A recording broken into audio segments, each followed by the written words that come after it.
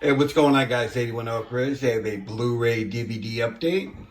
First film is 10 to Midnight, starring the great Charles Bronson. Actually got this with the slipcover for 25 bucks. This is a slasher film, so for those people that think it's not, this is a straight up slasher. It was scanned in 4K, and it's definitely one of my favorite Bronson films. Love it. This guy murders women in the nude, but there's plenty of female nudity, so you get a lot of sleaze in there. Next up, we have Three from Hell, which I really enjoyed. I thought this was one of Sherry Moon Zombie's best performances. The only gripe I have is the CGI. There's a couple scenes towards the end of the film where you have some CGI. But other than that, I really enjoyed it. You know, they basically take refuge in Mexico and break baby out of prison. Rest in peace, Sid Haig. Next up, we have The House That Jack Built. This is one of Matt Dillon's best performances. I thought this film was outstanding. This is the best serial killer film that I've seen since American Psycho.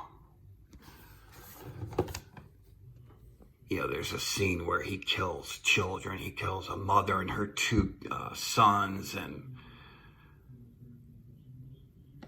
very, very disturbing, but you got some dark comedy in there as well. Love it.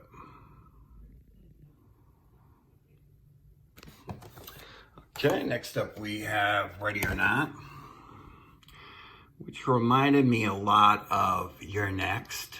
Had that vibe about it with the mansion. I love this. I thought it was outstanding. You know, it's basically a killer game of hide and go seek. You know, she marries this guy, and they have to play a game, and she pulls the card where she has to play a deadly game of hide and go seek. So, loved it. Next up, we have Just Before Dawn, which is one of my favorite backwoods slashers. Directed by Jeff Lieberman. Picture quality on this is incredible for such a gritty film. You got the killer right there. He's very bizarre looking. You got the original uncut version. You have the extended cut from overseas. So there's like 3 different versions of the film. I just watched the original uncut version. Loved it. Code Red did a great job with the transfer. Then we have Edge of an Axe, which is a Spanish slasher film. This was a pretty big letdown for me. I had high expectations and just couldn't get into it. I don't know what it was. It just, the characters I just didn't care about. And, you know, the dubbing wasn't bad. It was just, there's a couple of scenes with some good kills. You know, they show the axe murders on screen. But other than that, it really doesn't have too much going for it. I don't know why people speak so highly of it. You know, it didn't get a DVD release for a reason because, you know, it's not a very good film. But anyway, next up we have Don't Go in the Woods. Now, this is a cheese fest. Is it a great film? No, but it's a fun slasher film with, you know, non-stop kills. I think it's got like 21 kills in it. So, and the transfer from Vinegar Syndrome's outstanding on this. Yeah. Love it. Next up we have Stagefright,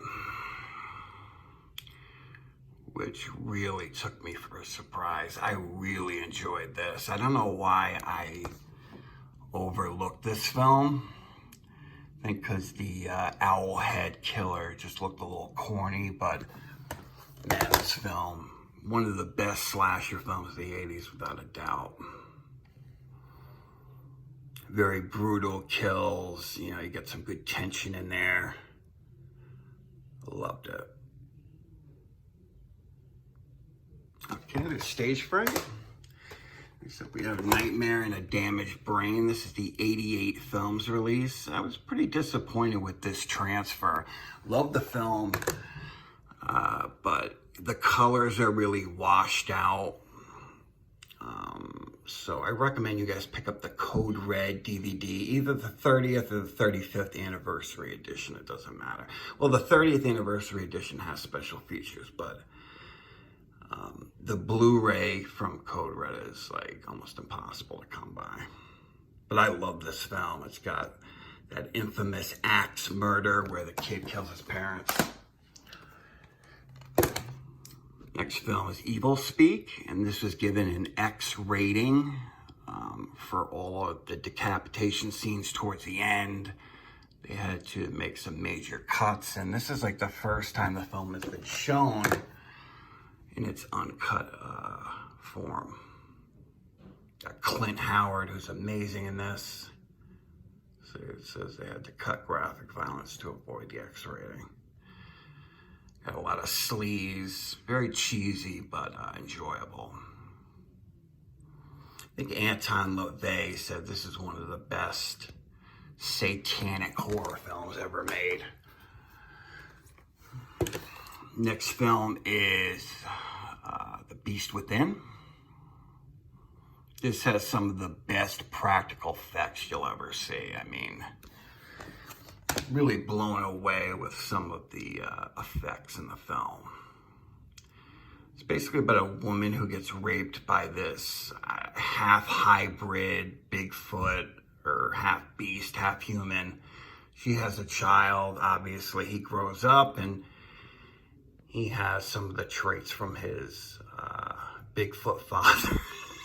I know it sounds ridiculous, but the storyline sounds a little bit cheesy, but it's really, really good. Loved it. Okay. Next up we have Don't Go in the House, which I really, really enjoyed. This is a very brutal film. You have some scenes where he sets a woman on fire. Everything is shown on screen. I got this from RoninFlix.com. Loved it. This was on the infamous Video Nasties list in the 80s as well. Okay. Next up, we have Graduation Day, which is another fantastic 80s slasher film.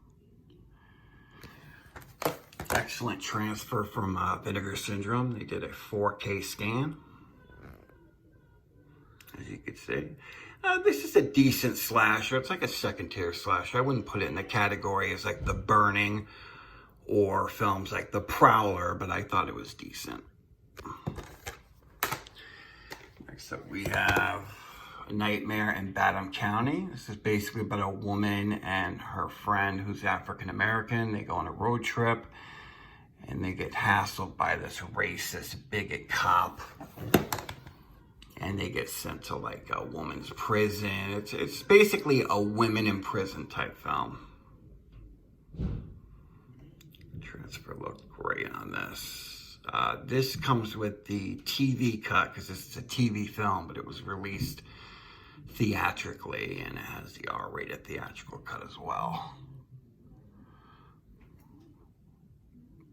Okay. Move these aside. Next film we have Cujo. This I actually got because I had the older Blu Ray from Olive Films and it had no special features, and this has the big 3-part documentary, The Making of Cujo, which has an interview with the little person who was also played Chucky in the original Child's Play and played Howard the Duck. And he wore a dog suit in some of the scenes in the film. And I love Cujo. It's one of my all-time favorite films. Brilliant. Next up we have The Final Terror. This is another slasher film that kind of gets overlooked. I personally love it. It's got decent kills, but it's more atmosphere.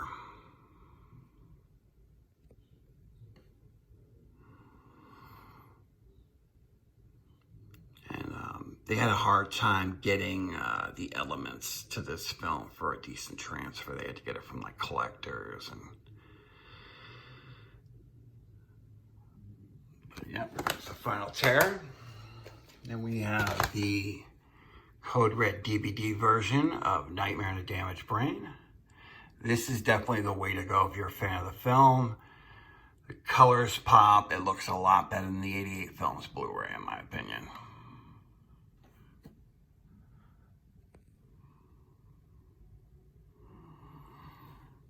This is another one that was on the Video Nasties list.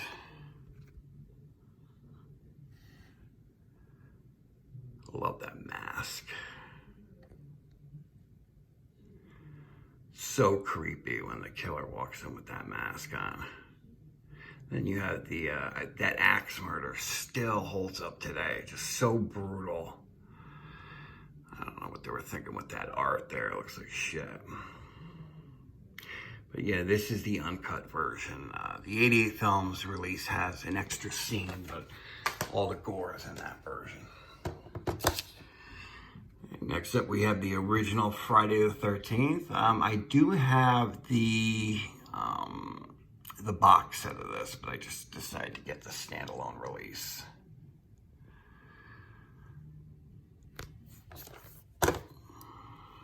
Not my favorite film in the franchise. I do like part 4 more, but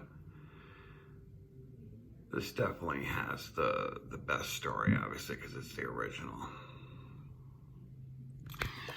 Okay. Next up, we have Death Valley, which has the kid from A Christmas Story in it.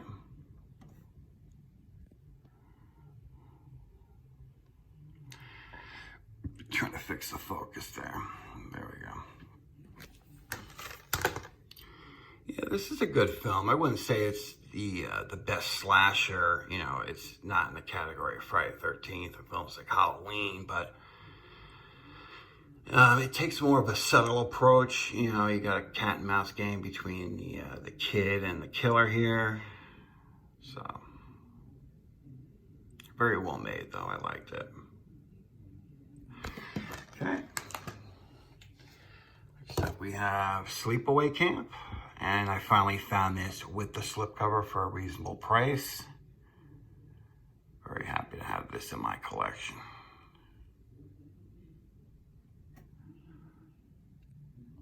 Love Sleepaway Camp. This would definitely go down as one of my all-time favorite slashers. Definitely one of the best backwoods slashers ever made.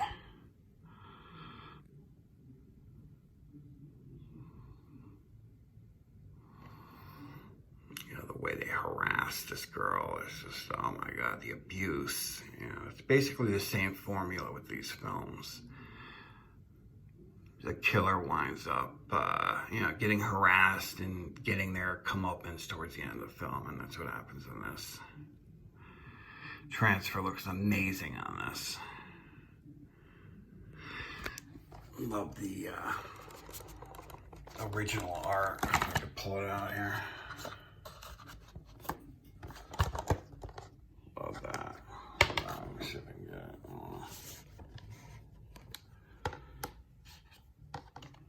Love that original art.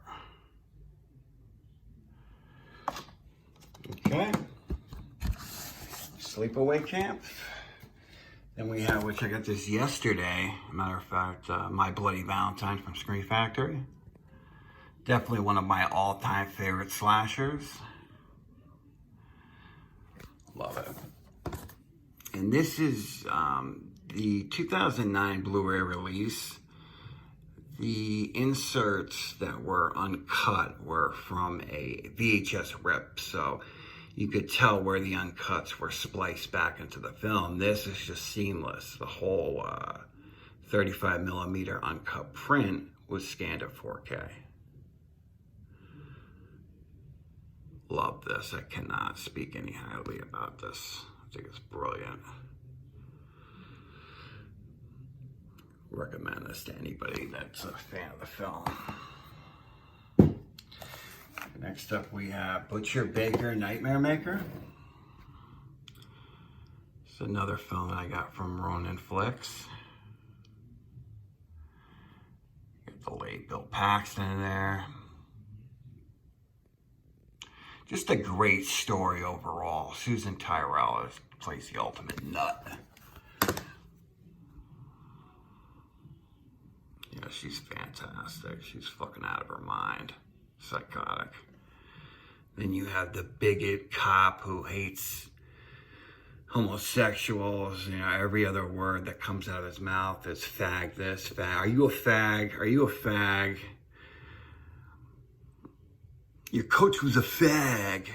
It's the most despicable cop that you'll ever see. But I'm sure there's worse out there. But this was made during a time where homosexuals really were looked down upon, you know. But the transfer looks amazing on this. Beautiful. Okay. Next film is Terror Train. It's another one of my favorite 80s slashers. This is when they were doing the DVD and Blu Ray combo packs when people were still buying the DVD. Love that art. This is going for crazy money. You could actually get this cheaper. Ronin Flicks has a new, I think it's a 2K scan of the film. It's like 25 bucks. This is going for crazy money. I just got this because I love Scream Factory.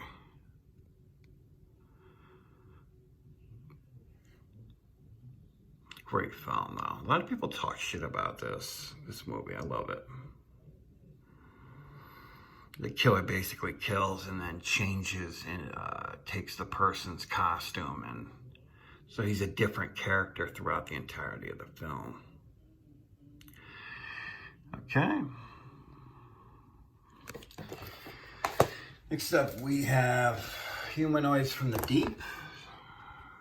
This is one of my favorite creature features. Love it. If you like your sleaze and gore, you'll love this. This has tons of titties, tons of TNA, just... And the creature effects are amazing in this. As you can see, every other scene. It's basically about these swamp monsters that rape women to breed with them.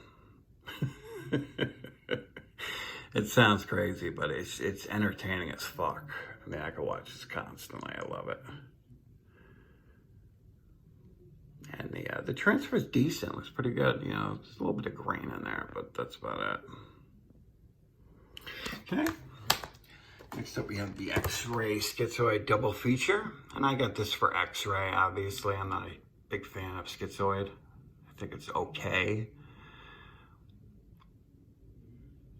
People were talking about Barbie Benton being in the film just for the fact that, you know, to get her nude, which is true, but it is a good film. It's very well made and one of the better hospital slashers out there.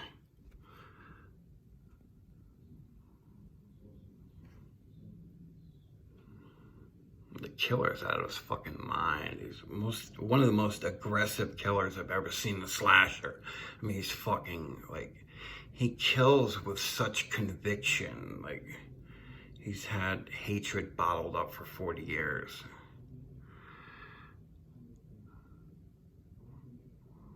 Love X-Ray.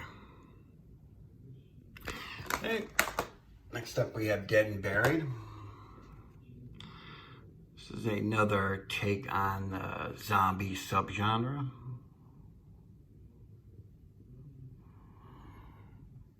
Film starts out with a pretty brutal kill of this guy that is hitting on this woman, and she sets him up, and all the people from the town burn him alive. It's very in your face and shocking. Okay, there's Dead and Buried. Next up we have Nightmare Beach. Tell you, man, this transfer looked gorgeous. This is one of the best transfers of an older film that I've seen. It looks amazing.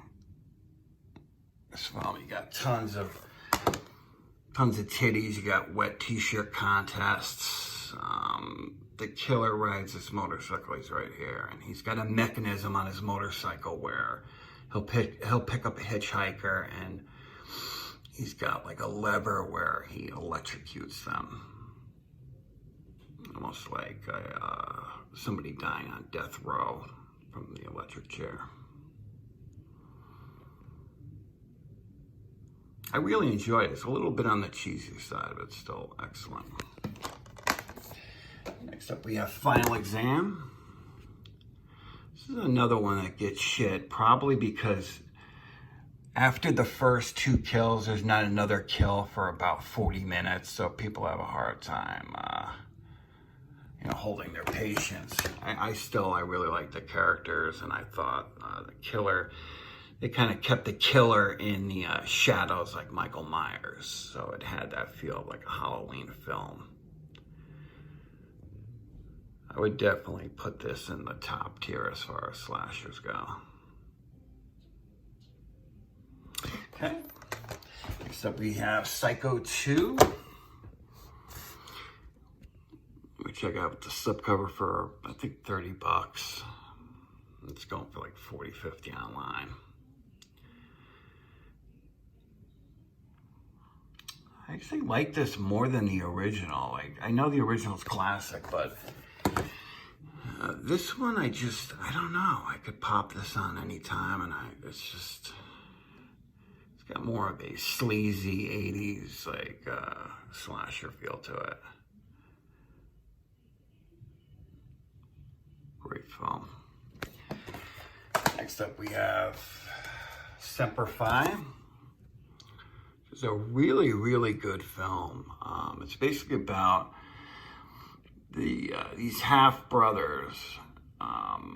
This one kid right here gets into a fight with a kid at a bar, and he winds up knocking his head against the urinal and killing him. And they give him a murder conviction. They convict him of murder over not self-defense. So his brother is a police officer, and him and a bunch of guys that were in Iraq together try to break him out of prison. And it's really, really it hits home. It's very emotional, and I really enjoyed this film. That is such an epic scene. Like, great acting. Next up we have As Above, So Below. This is another one of my favorite horror films of the 2010s. It's basically about a woman who's looking for the Philosopher's Stone, and she goes under the catacombs in Paris to find it.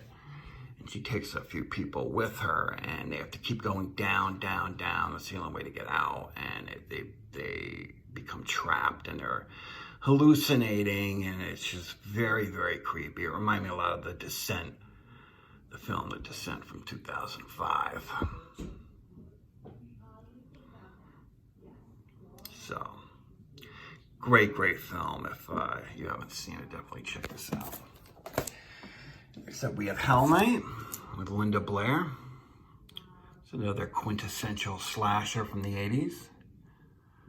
This film has excellent atmosphere, great tension build-up. Love it. It's got that haunted house feel, like, you know, the Universal monster films of the 40s and the 50s, and I love it.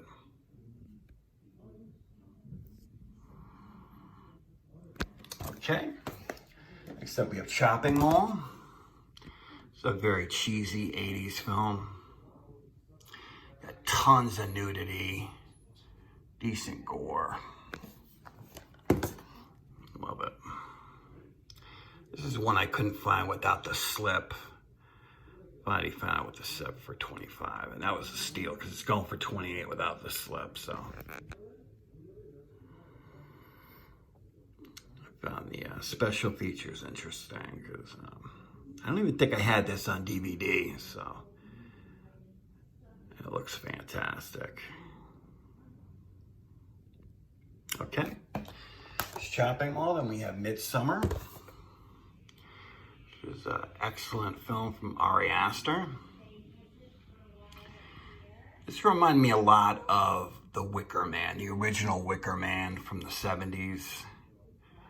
You got bizarre nudity, just satanic rituals, and takes place in Sweden. Just beautiful atmosphere in this. It's a little bit longer. Still really, that's my dog. Still really enjoyed it. I don't know why people talk shit about this film. I see nothing wrong with it. I don't think it's on the level of Hereditary, but I think it's still a excellent sophomore film for Ari Aster.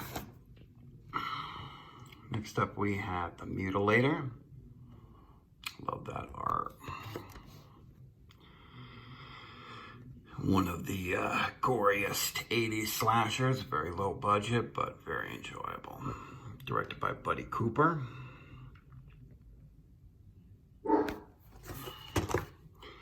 So it's fantastic special features.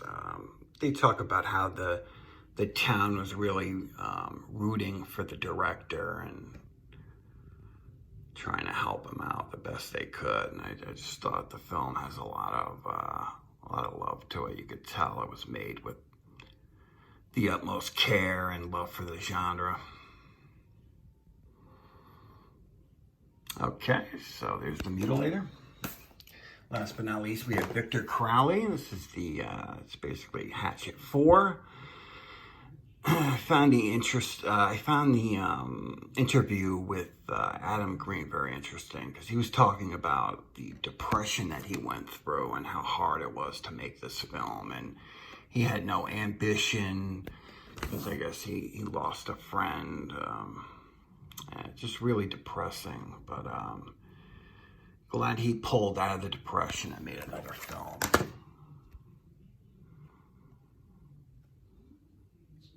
And this was a good film. I don't think it was the best in the series, but it was decent. It was my dog. Hey, Codester. There's my dog.